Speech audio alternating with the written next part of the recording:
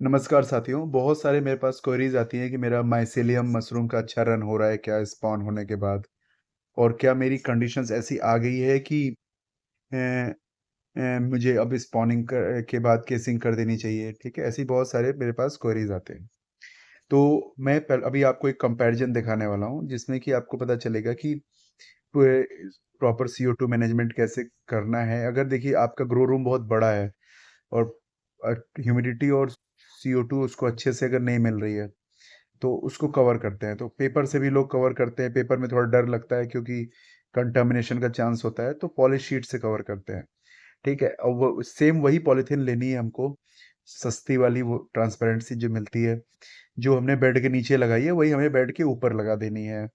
अगर हम बैग में कर रहे हैं, तो उसको तो हम बंद करते ही हैं, माइसेलियम उसमें अच्छा रन कर जाता है। तो बेड में करने में सस्ता पड़ता है और लेकिन उसको ऊपर से पॉलीथीन से कवर कर दीजिए। तो हमने एक प्रोजेक्ट में ये दिखाने के लिए एक बेड को हमने कवर नहीं किया था, बाकी सारे बेड्स को हमने पूरी तरह से कवर किया हुआ था।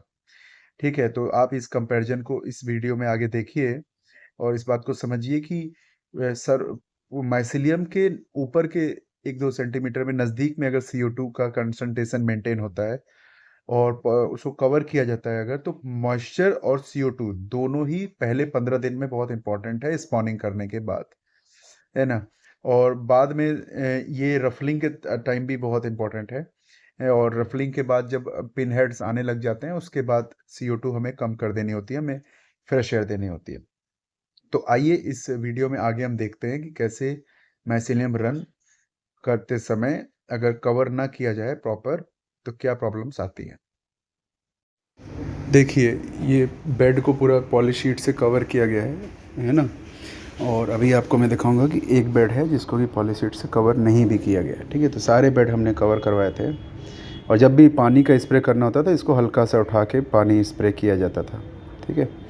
और ये वो बेड है जिस पे देखिए पॉलिश शीट कवर नहीं किया गया है। इस पे अब इसकी फ़ोटोग्राफ में मैं आपको दिखाऊंगा कि कैसे माइसेलियम की ग्रोथ हुई है। देखिए, ये जो माइसेलियम रन करता है तो उसका डिटेलिंग मैं आपको दिखा रहा हूँ। अगर आप जूम करके देखेंगे तो हर जगह लगभग वाइट वाइट देखिए, नीचे अंदर अंदर फैल जाता है ये पूरा। ये देख रहे हैं आप? फिर मैं जूम करके आपको दिखा रहा हूँ, उन पोर्शंस में भी दिखाऊँ जहाँ पे आपको ज़्यादा नहीं दिख रहा।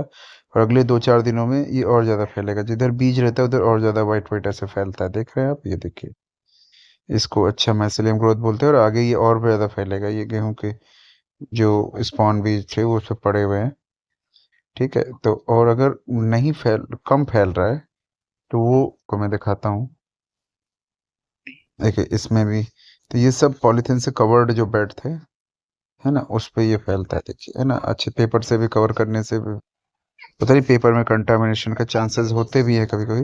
जैसे ये बेड है, फैल तो इसमें भी रहा है लेकिन इसमें स्पीड कम रहेगी क्योंकि इसको कवर नहीं किया गया था, ठीक है? अब देखोगे इसमें वाइटनेस कम आपको दिखेगी और डेंस नहीं दिखेगा, कहीं कहीं आपको फैला दिखेगा बस, है ना?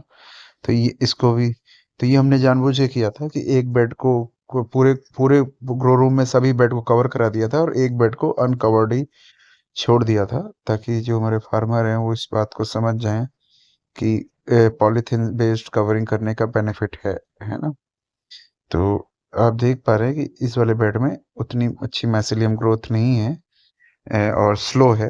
और इस वाले बेड में, दूसरे बेड्स में आप देखेंगे कि अच्छे से पूरा उसको कवर कर लिया है और ये प्रोडक्शन भी अच्छा आएगा इस बेड में, आप देख रहे हैं, ठीक है?